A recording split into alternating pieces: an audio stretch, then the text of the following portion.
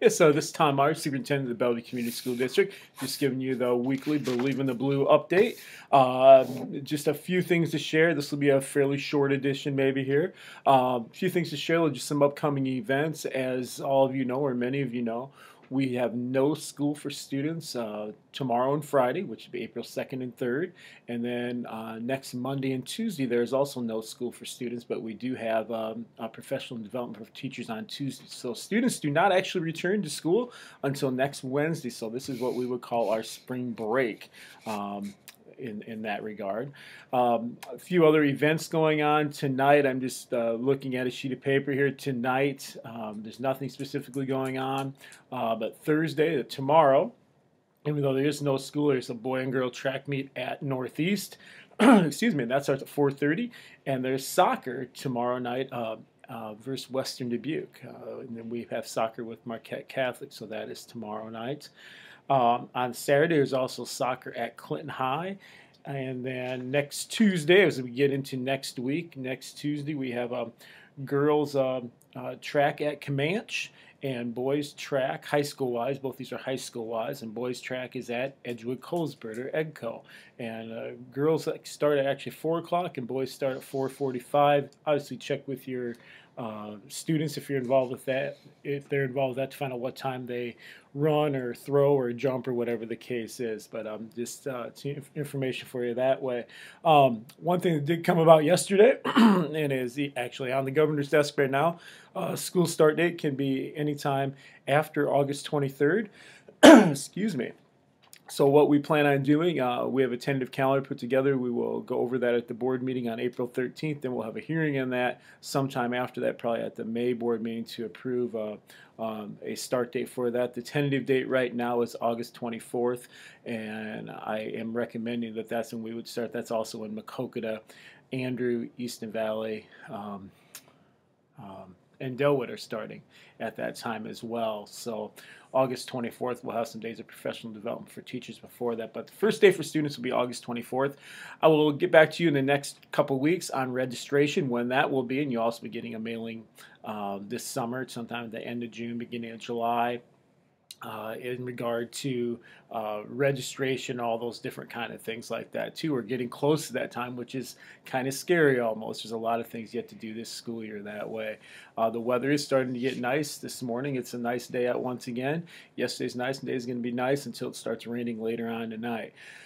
So that's one thing I wanted to mention, the school start date. Another thing here, there's been some talk again at the legislative level about two things: school funding. They have not determined how much school funding schools will get. The House is recommending 1.25% additional funding, and the Senate is recommending 4.0%. The governor is also recommending 1.25%. That was supposed to be determined the first 30 days of the legislative session. Obviously, that did not happen once again this year, so hopefully that will happen soon and we will know. But just so you know, that does have an impact, obviously, on our staffing and what we can and cannot do. We're in good financial health right now, but with less and less funding over the years, that will change. So we would encourage it to be more than 1.25%. Another thing here that I want to touch on quickly, most of your students just got done taking the Iowa assessments in the last month. That is being talked about too for the future, what the next statewide assessment will be to measure student learning or to get a gauge of where students are at. And as anything, it's only one test. It doesn't tell the whole story, but it tells part of the story. And that's one thing I always want to emphasize: whether we have great scores or not so great scores, it's only one part of the story that way. We have not got the results back yet from the test, but there is a question out there right now: do we keep with the Iowa assessments, what they are redoing and calling the next generation Iowa assessments, or do we go to a smarter balance test, which is more nationwide and has been tested with more students, piloted with more students and things like that? There is some additional cost for that, but not as much as was initially thought that way when they compare the two and the services they get. So that's one thing out there. It may not impact you directly, but it's one thing that educators are watching. Smarter balance assessments will measure those things that we really want measured, being problem solving, critical thinking, and those type of higher level thinking actions that way. And Iowa assessments traditionally in the past have not measured that. It's been much more look at something, what's the answer? It doesn't get into an explanation of the answer and things like that, which is what I believe students need to do that way. So that's another thing.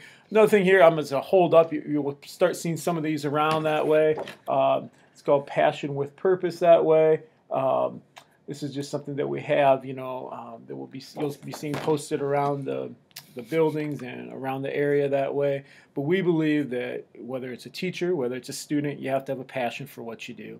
And we need to try to personalize learning as much as possible to get that passion for students. It's imperative to learn. You have to be excited about something. And in order to be an effective teacher, you also have to be passionate about what you teach. So it goes anywhere from problem-based learning to authentic work, strong character, student voice, involvement in extracurriculars. Over 94% of our students are involved in some type of extracurricular activity. And if you go if you actually go to 2 or more, we're still in the 80% range with that. Student voice is another very important one. Outside the box thinking and new ideas.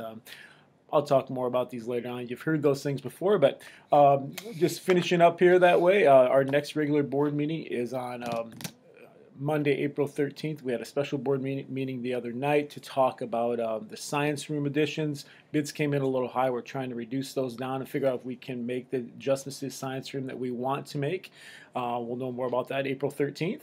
I'll keep you posted there. We also are potentially reducing a position at the elementary level, a section that way based on numbers and budgetary concerns that way, more based on numbers than anything else. We are looking at that.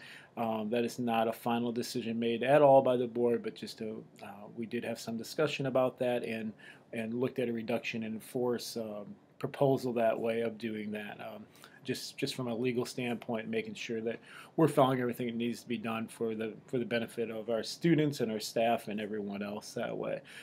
Not sure where that's going to lead exactly, but want to let everyone know that. And we also talked about all of our teachers receive contracts for next year, and we'll be working on other contracts for other staff members besides teachers at the next board meeting or the May board meeting. So anyway, that was a summary of the last meeting, but if you have any questions, any concerns, please feel free to contact the school at any time.